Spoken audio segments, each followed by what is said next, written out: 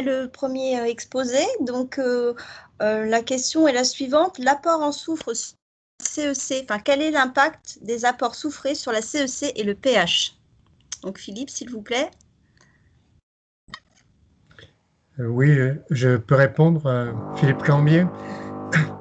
Un premier élément, c'est que le soufre élémentaire, bon, dans un sol, a priori, va s'oxyder si les conditions sont remplies, notamment en termes de micro-organismes oxydants.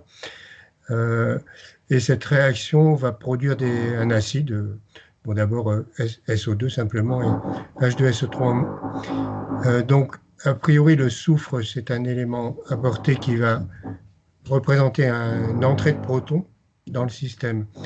On pourrait compenser en disant que les sulfates, finalement, aux formes stables dans les sols aérobies, vont, en étant absorbés par les plantes, générer, enfin, vont être absorbés en même temps qu'un proton pour les compenser au niveau des charges. Bon, cependant, je crois que l'absorption au niveau des plantes du soufre reste mineure par rapport aux majeurs N notamment, et P et K aussi. Donc, je pense vraiment que c'est surtout les réactions d'oxydation et de production d'acide HSO3, H2SO3 qui va entraîner une diminution de pH en cas d'apport de soufre. Autre. Par rapport à la question qui portait aussi sur la CEC, peut-être un complément? Je ne sais plus quelle est la question sur la CEC, mais... En fait, c'était vraiment quel est l'impact des apports. Non, enfin, je ne pense pas que directement l'apport de soufre agisse sur la CEC qui sont complexe d'échange cationique qui réside donc dans les substances humiques, dans les charges variables minérales. Bon, simplement, lorsqu'on déplace le pH, bon, la quantité de cations majeurs, de cations d'éléments alcalins et alcalino-terreux est fonction du pH. Enfin, c'est l'occupation de tous les sites cationiques par la somme de ce qu'on appelle cations d'éléments basiques et non pas bases échangeables qui va diminuer à pH plus acide. Mais ça ne modifie pas la CEC. Ok, de toute façon, les liens entre pH et CEC, je crois qu'ils seront un petit peu plus discutés également cet après-midi. Donc, on va passer aux questions qui concernent le deuxième exposé. Donc là, il y a beaucoup de questionnements. On va déjà replacer des questions de contexte. On demande pourquoi la collecte s'arrête ou semble s'arrêter depuis 2014 et donc est-ce qu'il est envisagé qu'elle soit poursuivie? Donc ça, Nicolas, tu as déjà répondu un peu par le chat, mais si tu pouvais faire une réponse orale pour tout le monde. D'accord, mais je peux. Oui, donc en effet, la collecte est toujours en cours. J'appelle tous les acteurs, laboratoires, chambres, coopératives agricoles, négoces qui détiennent ces données, de nous les transmettre et qu'on peut conventionner. Donc ça s'est un peu grippé les rouages avec la réforme sur la protection des données et les risques encourus juridiques qui paraissaient complètement disproportionnés. Mais on a réussi avec les juristes là à un peu clarifier la situation. Donc j'espère que ça va repartir, qu'on rentre bien dans le cadre du RGPD où on utilise les données pour une utilisation d'intérêt général et de recherche, et donc on peut réutiliser ces données sans en demander le consentement par des commanditaires. C'est un article qui est écrit dans le RGPD et qui est utilisé par beaucoup d'instituts de recherche pour d'autres données. Ok, merci. Donc, on a également une petite question de compréhension sur les cartes d'évolution des pH. Les zones grises sont-elles des zones où on ne sait pas quelle est l'évolution ou bien des zones où on a déterminé qu'il n'y en avait pas? C'est bien qu'on ne sait pas, c'est l'incertitude qui est liée à la grande variabilité, donc à l'incertitude qui est liée à la mauvaise localisation des données. Donc quand le test, les zones grises techniquement correspondent à un test qui n'a pas été significatif, donc on ne peut pas conclure si c'est positif ou négatif, si ça évolue dans un sens ou dans l'autre, c'est incertain. Donc on ne peut pas choisir. Et j'ai montré que c'était souvent lié au nombre de données disponibles. Moins on a de données, moins on arrive à mettre en évidence des évolutions avec ces tests. Ok. Voilà. Et puis enfin, beaucoup de questions ou même de propositions de réponses. Donc, au constat que l'évolution des pH, en fait, est plutôt à la hausse. Donc, d'abord, sous forme de questions, on demande si cette augmentation serait liée à une baisse de la matière organique. Et en lien, on indique aussi, enfin, il y a une demande pour que ce travail qui a été fait sur les pH soit fait également sur la matière organique. Donc ça, c'est deux choses un petit peu auxquelles tu peux peut-être commencer à répondre, notamment sur les travaux qui ont déjà eu lieu sur la matière organique et l'évolution de celle-ci entre les différentes périodes de la BDAT.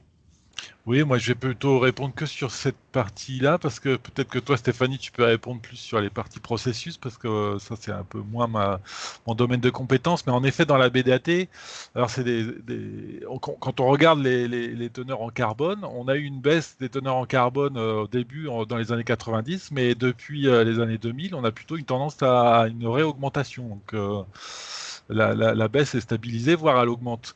Donc il y a beaucoup d'incertitudes là-dessus parce que le carbone va être très sensible à la profondeur de prélèvement et on n'a pas cette profondeur pour beaucoup d'analyses.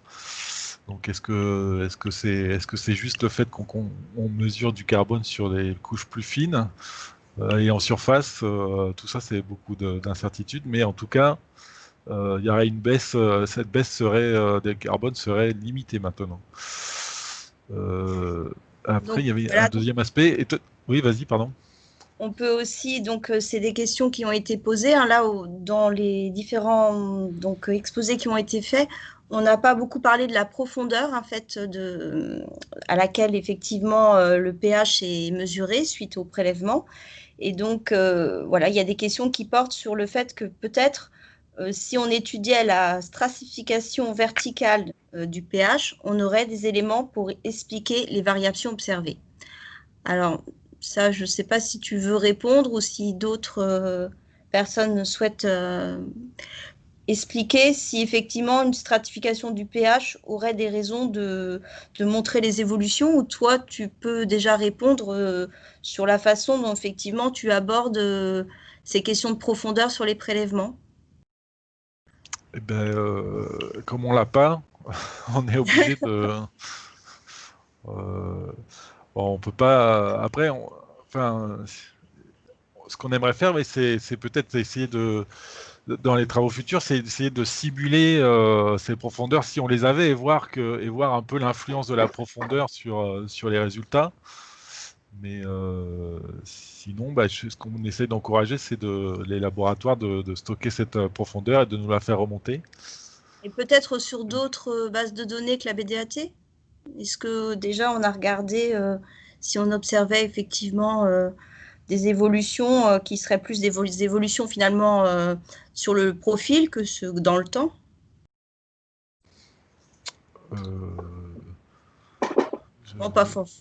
Passe. enfin, comment répondre? En fait, oui, on a des profils, beaucoup de profils dans la base de données. Et, enfin, tu veux dire, est-ce qu'on a mis en évidence des structurations verticales du pH à partir des données qu'on a dans nos bases? Oui, par exemple, Ah oui. oui, oui, ça, Mhm. oui, il y a des articles qui le montrent. En effet, oui, il y a une structuration selon le profil, notamment dans les travaux dans le cadre du Global Soil Map.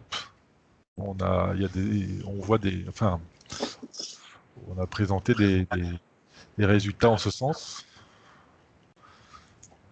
Ok, Pour donc le 4 pour 1000, tu avais déjà abordé le 4 pour 1000 ou pas? Je sais plus. non.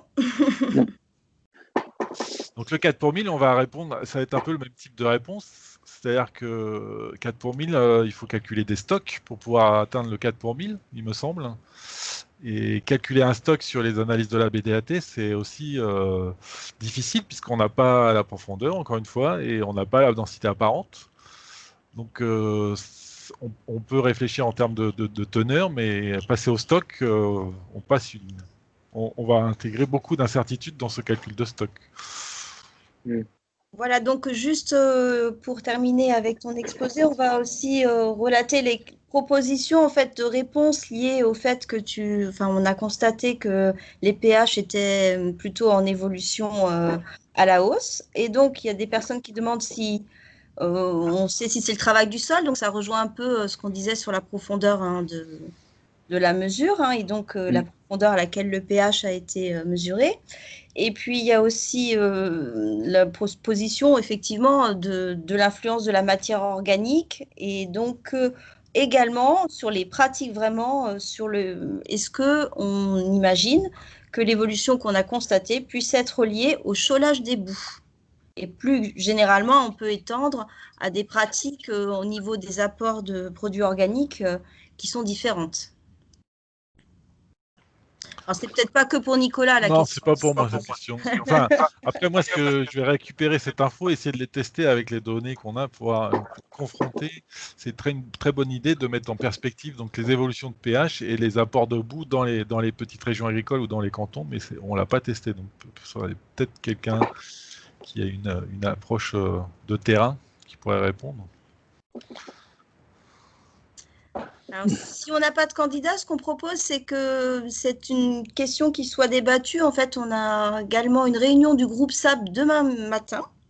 Et donc, ça sera peut-être le moment, effectivement, de faire des suggestions et pour un certain nombre d'entre nous, de pouvoir effectivement commenter ces propositions et de voir effectivement si on a des éléments d'explication sur l'évolution de ces pH. Donc, juste si j'ai encore quelques minutes, il y a des questions sur le dernier exposé qui sont des choses un petit peu ponctuelles. Donc, si c'est possible de reprendre le diaporama, ce serait parfait.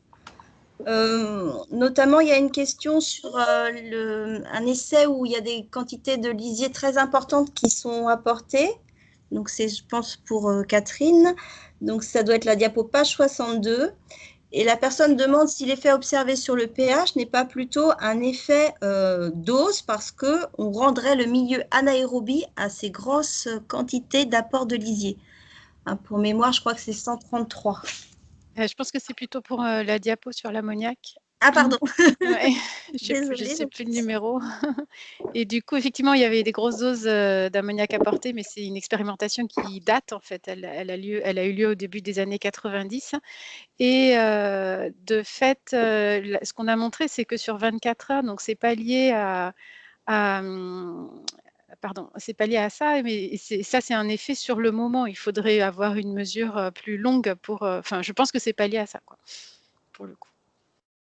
Pour être clair, pas lié à la grosse quantité apportée. C'est qu'il n'y a pas d'effet d'anaérobie. Oui, c'est ça. Ouais, c'est ça. En fait, c'est plus le CO2, la volatilisation du CO2 engendre une augmentation très forte du pH. Et après, donc ça, on l'observe vraiment dans les toutes premières heures après l'épandage. Et après, la volatilisation d'ammoniac, bien sûr, il y a aussi tous les autres processus, tend à faire réduire cette augmentation. Et après, là, il y aura une diminution qu'on n'a pas montrée sur les jours qui suivent, en fait. Très bien. Donc ensuite, il y avait des questions assez nombreuses autour de la diapo où on présente l'acidification pour les apports de lisier. Les personnes ont demandé quels étaient l'effet de ces lisiers acidifiés sur les sols, qui étaient déjà acides. Voilà, qu'est-ce que ça donne? Et également, comment on acidifie ces lisiers. Alors, pour dire... Pardon, et s'il n'y a pas de dégagement d'H2S au moment du mélange? Alors, pour répondre sur comment les types d'acides sont assez nombreux, il y a des acides forts qui sont donc les plus efficaces, type acide nitrique et acide, c'est surtout l'acide sulfurique qui est utilisé. Au Danemark, en tout cas, c'est l'acide sulfurique qui est préconisé. Mais aussi des acides organiques. Et même pour certains élevages, on va jusqu'à modifier l'alimentation de l'animal pour et ça acidifie le lisier sur toute la chaîne en fait de la gestion de ces effluents. Et sinon, pour ce qui est du moussage et dégagement d'H2S, je ne sais pas. Peut-être qu'il y a eu des études qui ont été faites, mais je n'ai pas regardé cet aspect-là. Et pour l'effet acidifiant du lisier sur les sols déjà acides, en fait, ce qu'il faut voir, c'est que c'est très fugace cet effet d'acidification dans la mesure où on acidifie déjà souvent avec difficulté un lisier qui a un pouvoir tampon non nul, et en plus on l'apporte sur un sol qui a son propre pouvoir tampon. Alors c'est vrai que sur sol acide, c'est peut-être pas trop le cas, mais il y a des fois un effet complètement neutralisant de ces deux pouvoirs tampons qui font que même si on a acidifié, on n'a pas de réelle acidification de l'engrais apporté. Donc, mais je pense que c'était un peu ce que je mettais dans ce qu'il fallait valider sur les impacts à plus long terme sur les sols de cette potentielle acidification, mais qui est pour l'instant pas avérée. Voilà, et puis une dernière peut-être remarque ou questionnement. Est-ce qu'il y a des conseils qui vont être assortis pour les étiquetages, les digestats, par rapport à tous les éléments et les modèles que vous utilisez, enfin, toutes les expérimentations et les modèles que vous utilisez? Est-ce que tout ça va être assorti de conseils et de recommandations? Pour l'ammoniac et le N2O, j'imagine. Enfin, Oui, pour oui. l'ammoniac, c'est vrai que c'est typiquement des effluents où il y a de l'azote ammoniacal disponible et les pH sont élevés. Pour l'instant, on n'a pas fait d'études j'ai pas vu d'études d'acidification des digestats, mais il faut que je me renseigne plus pour vous répondre, quoi. Mais je sais pas plus. Mais bien sûr qu'on va s'y intéresser, bien sûr. Merci. Merci. Bruno, je te laisse la main.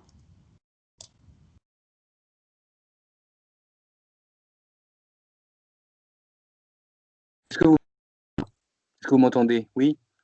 Donc, je reprends la main. Donc, merci Stéphanie pour la gestion des questions. Donc, il nous reste des questions.